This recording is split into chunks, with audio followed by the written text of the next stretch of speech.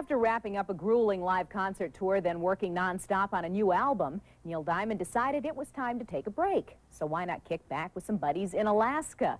Here's an up-close personal look at a diamond in the rough. I have no intention of making this flight. Boarding a pontoon plane in Anchorage on the first leg of his summer vacation, Neil Diamond lit out for the pristine wilderness of Alaska's interior.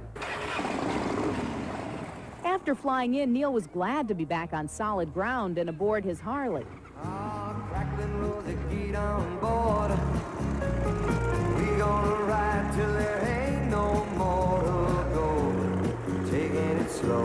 He joined 7 friends for a tour of the tundra you'll only get by way of the back roads.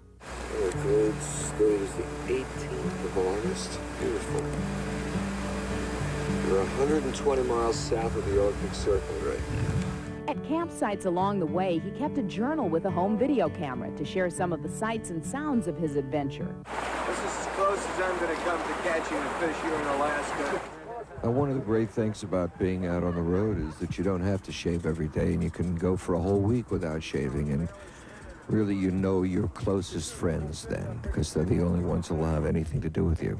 If you really want to know the right way to dry clothes when you're out in the wilderness in Alaska, why don't you come with me, and I'll just show you how we do it here in the wilds.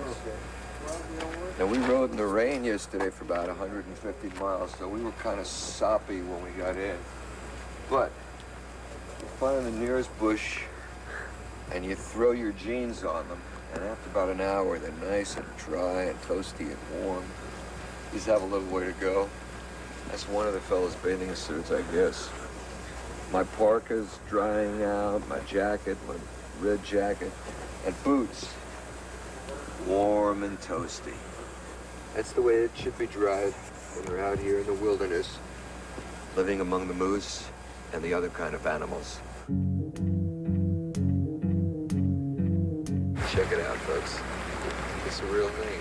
You wake up in the morning and there's a moose, you know, looking in your tent. It's also at 7:30 at night.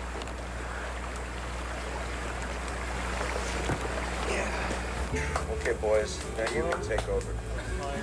Okay, Neil, you did it. The important thing about building a fire is that someone else does it. The thing about building tents is that once you have the supervisor, and that was basically me, you've got it made because the other people will connect all the right parts, and it usually works okay. And every day at the quiet part of the day, I'd sit down and put a few notes down in my diary, just about what I was seeing and experiencing. I'm sure it'll show up in a song somewhere along the way. You are the sun, I am the moon, you are the words, I am